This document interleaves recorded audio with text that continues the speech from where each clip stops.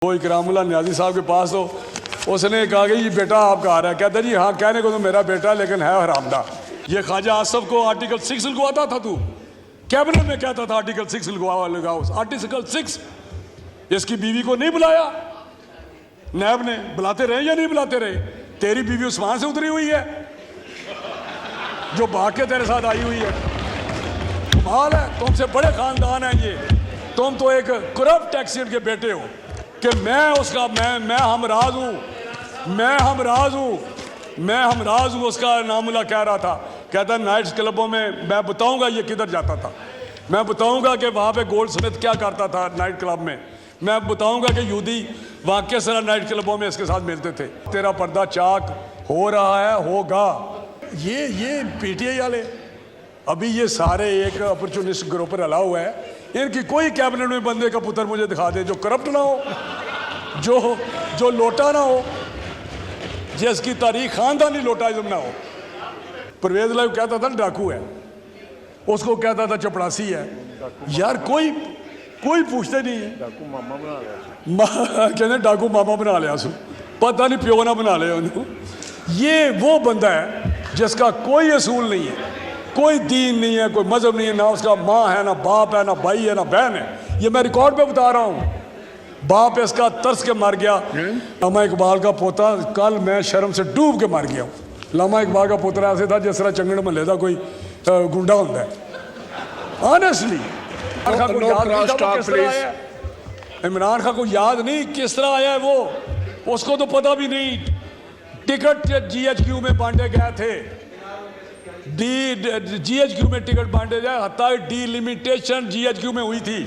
Delimitation जो बैठे बताए मुझे पता है। ये सेक्रेटरी इलेक्शन कमीशन रोजाना लक्ष्य उठा के वहाँ जाता था और उस इलेक्शन में जीत के आके आंखें मेरी बिली मेनू में हूँ, फिर अगले नहीं करने देते, अगले फिर आने नहीं। ये मेरा मतलब एक तारीख है। और फिर आप यू टर्न लें, आप झूठ बोलें, आप फितना फैलाएं, आप शारंगेजी करें। एक पाकिस्तान बेहतरीन कल्चर, बेहतरीन सोसाइटी, हयात शर्म वाली सोसाइटी, उसको तबाह बर्बाद कर दें आप। इमरान खान ये कोई नहीं करने देगा अल्लाह के फजल से। आप एक तारीख का हिस्सा बन चुके हैं। आप आज मैं कह रहा हूँ यहाँ आप कभी आपकी ज़िंदगी में प्राइम मिनिस्टर नहीं बन सकते, आप कभी भी नहीं बन सकते। ये नहीं हो सकता क्योंकि कोई पाकिस्तान दुश्मन प्राइम मिनिस्टर नहीं बन सकता। जो हुआ 4 साल वो तो खुदा का शुक्र है कि इन लोगों को होश आ गई तो उन्होंने उसको निकाल के बाहर किया। मुझे बताएं तकलीफ किस बात की है? क्या अदम एतमाद कॉन्स्टिट्यूशन में नहीं है? स्पीकर साहब, अदम एतमाद के लिए रिक्वायर्ड नंबर जो चाहिए था नहीं मिला। आज पता क्या मुझे अफसोस होता है बातों का, मुझे अफसोस होता है कि साद रफीक साहब ने इधर कहा था, इधर बैठे हुए थे ये सारे लोग, उन्हें कहा कि आज आप अकल के नाखन लें इमरान खान, कल को आप हमारी तरह ट्रक में बैठे होंगे, आप यही बातें कर रहे होंगे जो आज हम कर रहे हैं। और कानून कुदरत है उसी चक्कर से गुजर रहा है, उन्हीं सड़कों पे धक्के खा रहा है जिस पे हम खा रहे थे। हमने तो भी कुछ किया ही नहीं, हमने तो कुछ किया ही नहीं। ये बातें करते आज मेरी बीवी वहाँ पे अकेली थी।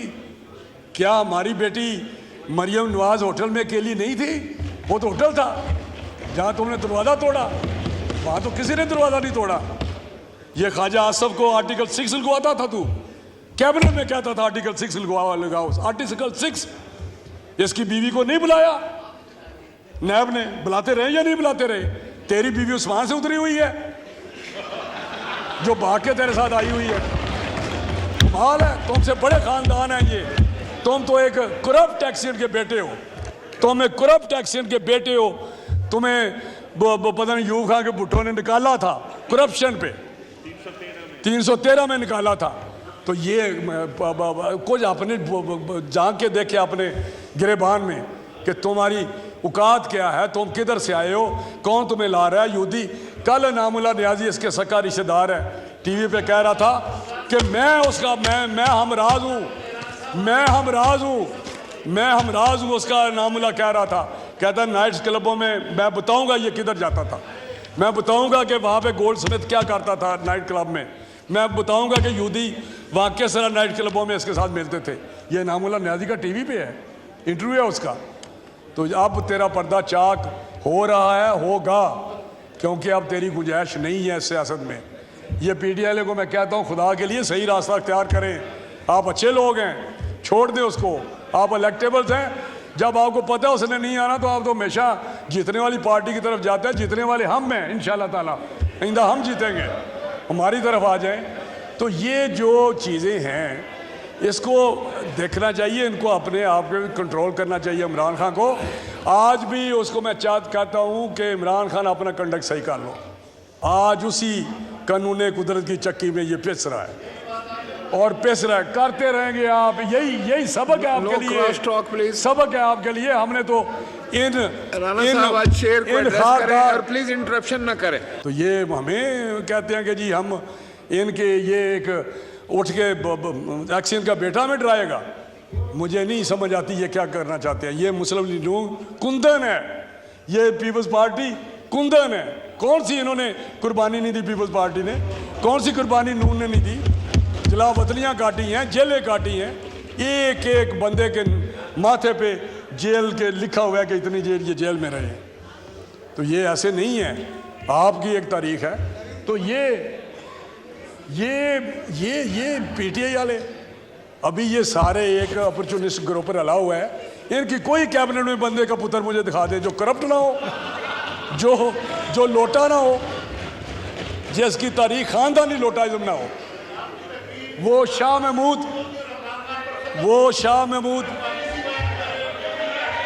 Please no cross talk. आप तशरीफ रखें जी जनाब, कंक्लूड करें। मुझे नहीं पता ये शरीफ आदमी है, इसको तकलीफ क्यों हो रही है। ये तो बड़ा अच्छा आदमी है, इसको तो नहीं होनी चाहिए। ये तो बड़ा अच्छा आदमी है। कहने का मकसद है कि जब भी पॉलिटिकल मैच्योरिटी का बात करते हैं, अदारे चलने लगते हैं, इस तरह का कोई ना कोई स्तुंगड़ा आ जाता है। जिस तरह इमरान खान है, इसने सारा का सारा निज़ाम भी धर्म भरम कर दिया है। इसने मईशत तबाह कर दी, इसने गवर्नेंस तबाह कर दी। मुझे बताएं किसी जगह पे भी इसके बंदे का पुत्र लगा हुआ था कोई? मैं ईमान से मैं हैरान होता हूँ कि अपनी कौम पे भी जो इसके फॉलोवर है, कौम तो बहुत अच्छी है। ये मुझे बताएं कि उस्मान बुज़दार की बात करें, किसकी करें, लेकिन ये मुझे बताएं कि ये इमरान खान कोई एक ऐसा, उसको कहता था डाकू है, परवेज़ लाइव कहता था डाकू है, उसको कहता था चपड़ासी है। यार कोई पूछते नहीं है। डाकू मामा बना लिया, कहते डाकू मामा बना लिया सू, पता नहीं प्यो ना बना लिया उन्होंने। ये वो बंदा है जिसका कोई असूल नहीं है, कोई दीन नहीं है, कोई मजहब नहीं है, ना उसका माँ है, ना बाप है, ना भाई है, ना बहन है। ये मैं रिकॉर्ड पे बता रहा हूँ। बाप इसका तरस के मर गया। एक शादी पे था, ऐसी बातें ख्वाजा साहब कहते हैं। ख्वाजा साहब वैसे तो आप भी बड़े इस किस्म के हैं, ट्रेनिंग मुझे इन्होंने दी हुई है, लेकिन कहता मत बातें कर। मुझे याद है कि एक शादी थी तो इसका वालिद बैठा हुआ था, तो ये भी उस शादी पे गया इमरान खान। तो वो साथ जो बैठे हुए थे इसके वालिद साहब के साथ, वो इकरामुल्लाह न्याजी साहब के पास, तो उसने कहा कि ये बेटा आपका आ रहा है। कहता जी हाँ, कहने को तो मेरा बेटा लेकिन है हरामदा। ये उनके लफ्ज़ थे, ये उसके बाप के अपने दोस्तों के साथ लफ्ज़ थे।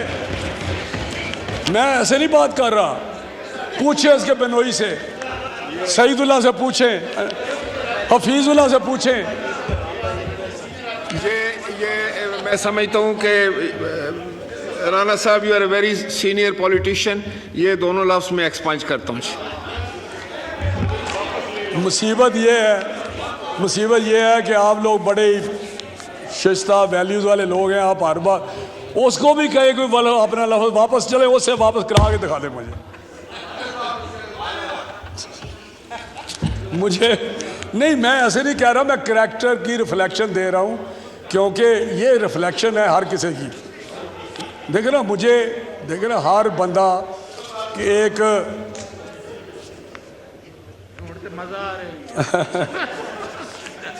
मिसाल नहीं हो, कभी कहता है कि मुझे वहाँ पे गोली लगी है। मुझे ये बैठे हो, मुझे बताएं कि कौन सी गोली लगी है इसको, कि जब ये ट्रक पे खड़ा है, यहाँ तक तो ये कवर था, ये पाँव में किस गोली कौन सी थी जो यहाँ से चली हो, वहाँ से नीचे होती नीचे चली गई। वो मुझे समझ नहीं आ रही। वो दो लोग दिखाते हैं, ये एक बैठा हुआ है रेडी में, रेडी पे बैठा हुआ है, आगे टांग बांध के, तो परवेज अली दूसरी ये करके रेडी चला रहा है, देजा राय खुदा की कहते ने, देजा सखिया राय खुदा कोई। ये ड्रामेबाज हैं। ये शोट में गर्दन अपनी और बाहर निकल फेंकता था, भाग जाता था।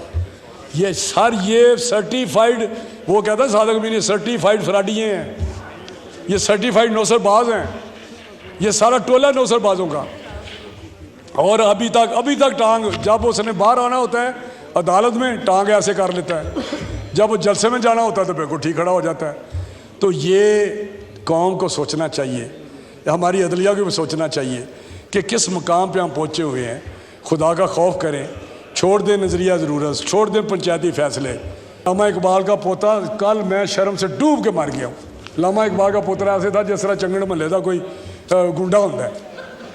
ऑनेस्टली वो वलीद इकबाल आप देखें ज़रा, खुदा की कसम मैं कह रहा हूँ, यहाँ देखे ना, सबसे आगे वो वलीद इकबाल। यार जवेद इकबाल के बेटे हो, वो जज नासरा बेचारी जज शरीफ, और उसके बेटे, तुम्हें शर्म नहीं आती? एक छोटी छोटी एमएनएशिप सेनेटर्स क्या होते हैं? करैक्टर के सामने मैं सब कुछ चीज़ें नहीं होती, असूल के सामने कोई चीज़ें नहीं होती। तो मैं गुजारिश आपसे कर रहा हूँ सर कि ये चीज़ें इस वक्त हुकूमत को और पार्लियामेंट को खड़ा होना है। ये नो और नेवर वाली बात है, आज या कभी भी नहीं। ये डू और डाई वाली बात है, मेकिंग एंड ब्रेकिंग वाली बात है। अगर नहीं होगा तो बात ख़त्म।